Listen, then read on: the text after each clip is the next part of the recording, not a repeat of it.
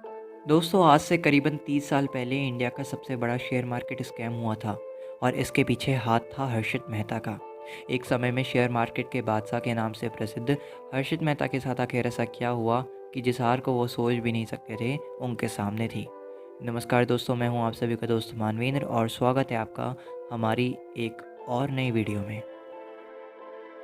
दोस्तों हर्षित मेहता का जन्म 29 जुलाई 1954 को गुजरात में हुआ था। उन्होंने अपना बचपन मुंबई में अपने पेरेंट्स के साथ बिताया, जहां उनके पिताजी श्री शांतिलाल मेहता एक स्मॉल टेक्सटाइल बिजनेस रन करते थे। बाद में हर्षित मेहता अपनी फैमिली के साथ छत्तीसगढ़ चले गए, जहां उन्होंने अपनी स्कूलिंग पूरी करी और ग्रेजुएशन करने के लिए 1973 को वो वापस मुंबई लौट आए। दोस्तों आपकी जानकारी के लिए बता दें कि उन्हें बचपन से ही क्रिकेट में बड़ा इंटरेस्ट रहा। उन्होंने लाला लाजपत राय कॉलेज जो कि मुंबई में है वहाँ से बीकॉम की डिग्री हासिल की और कई साल तक यानी कि 8 साल तक करीबन कई कई अलग अलग प्रकार की नौकरियां भी की। और इसी बीच उनकी दिलचस्पी शेयर मार्केट की तरफ बढ़ती गई।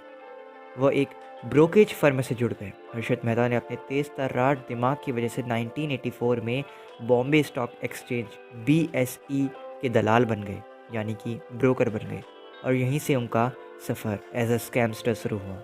इसके बाद हर्षित मेहता ने grow more research fund asset management company खोली।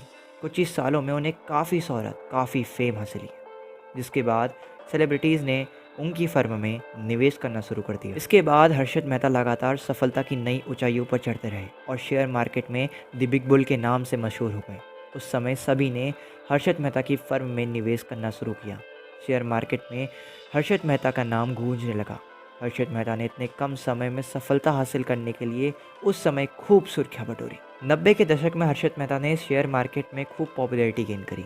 वो शेयर मार्केट के हीरो बन गए थे, लेकिन इसके बजाय उन्होंने बैंक के पैसों का दुरुपयोग किया, जिससे वो विवादों में आ गए।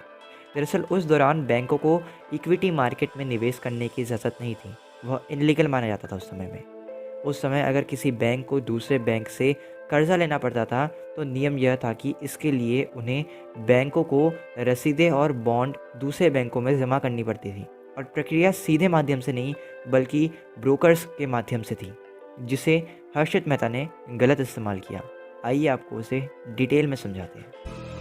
अब मान लीजिए कि अगर बैंक ए को पैसों की ज़रूरत है तो बैंक ए बैंक बी से हेल्प के लिए कांटेक्ट करता था और बदले में उसे special kind of bank receipts देते थे और बॉन्ड्स देते थे, और बैंक बी इसके बदले में बैंक ए को जितना पैसा होना चाहिए उतना दे देते थे। और ये सब प्रोसेस जो होता था वो डायरेक्टली नहीं होता था बल्कि ब्रोकर्स की माध्यम से होता था, ब्रोकर्स की हेल्प से होता था। अब मान लीजिए उतना पीरियड ख़त्म हो गया जितने पीरियड के लिए बैंक बी ने बैंक ए को पैसे दे रखे थे, तो बैंक ए बैंक बी से अपने जो बैंक रिसीप्ट्स होते थे और जो बॉन्ड्स होते थे वो वापस ले लेता था, और बैंक ए बैंक बी को सारा पैसा वापस कर देता था विद इंटरेस्ट, जितना भी उसने बैंक बी से ले रखा था। ऐसी प्रोसेस चलते रहती थी बैंकों की आपस में, और यही बात हर्षित मेहता को पता थी। वो क्या करने लगे, वो नकली बैंक रिसीप्ट्स निकालने लगे। यानी कि फॉर एग्जांपल आप ले लीजिए बैंक सी को पैसों की ज़रूरत है और असली में उस बैंक को बिल्कुल भी नहीं है, तो हर्षित मेहता उस बैंक के नाम से फेक बैंक रिसीप्ट्स निकालने लगे और वो बैंक डी को पकड़ा दिए। अब बैंक डी यही सोचकर हर्षित मेहता को पैसे दे देते थे कि बैंक सी को सच्ची में पैसों की ज़रूरत होगी, और जितना भी पैसा बैंक डी से हर्षित मेहता को मिलता था वो सब स्टॉक मार्केट में वो इन्वेस्ट कर देते थे। और जब रिसेशन का पीरियड आता था, जब मंदी का दौर आता था, तब हर्षित मेहता जितना भी उस बैंक का पैसा बनता है विद इंटरेस्ट जो भी उनने स्टॉक मार्केट से कमाया है, बैंक डी को पकड़ा देते थे, और बैंक सी को इसका भनक भी नहीं लगता था, इस बात की उन्हें भनक भी नहीं लगती थी। और ऐसे ही करते करते हर्षित मेहता ने बहुत बड़ा स्कैम कर डाला। हालांकि इतने बड़े घोटाले के बाद हर्षित मेहता और उनके भाइयों के अलावा कई राजनेताओं के नाम भी सामने आए। सुप्रीम कोर्ट ने हर्षित मेहता पर 5,000 करोड़ रुपए का घोटाला करने का आरोप लगाया और उनके भाई सहित कई बड़े शेयर दलालों यानी कि शेयर ब्रोकर्स और बैंक के वरिष्ठ अधिकारियों को कड़ी सजा दी। हर्षित मेहता ने अपने जीवन में बहुत सफलता प्राप्त की, लेकिन उन्होंने घोटाले की सज़ा का सामना भी करना पड़ा और अपने जीवन के अंतिम दिन उन्होंने जेल में बिताए। 31 दिसंबर 2001 को दिल का दौरा पड़ने के कारण उनकी मौत हो गई, जब वे ठाणे जेल में सज़ा काट रहे थे। और इस तरह हर्षित मेहता की जीवन कथा का अंत हुआ। लेकिन एक सवाल आपके और मेरे मन में अभी भी है, क्या हर्षित मेहता निर्दोष थे?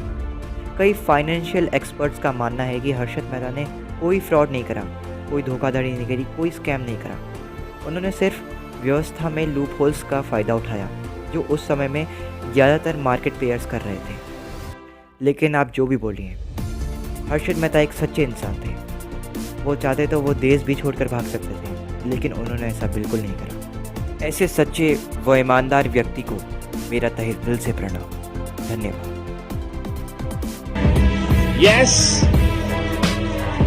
the money was paid to the Honorable P.V. Narasimha Rao, the Prime Minister of India. People don't give human names to a scam. But if a human name is to be given to this scam, it is not a Harshad Mehta scam, it is a P.V. Narasimha Rao scam. ये हर्षद मेहता कौन?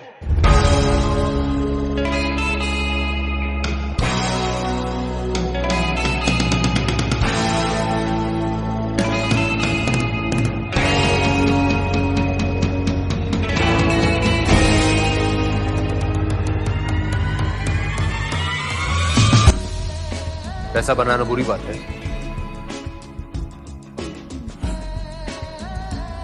मेरी वजह से सिर्फ आप नहीं, पूरे देश ने पैसा कमाया है। लेकिन ये बात आप आज स्वीकार नहीं करेंगे। 20 साल बाद मुझे मिलो, तब एहसास होगा कि मैंने आपके और देश के लिए क्या क्या बदला है।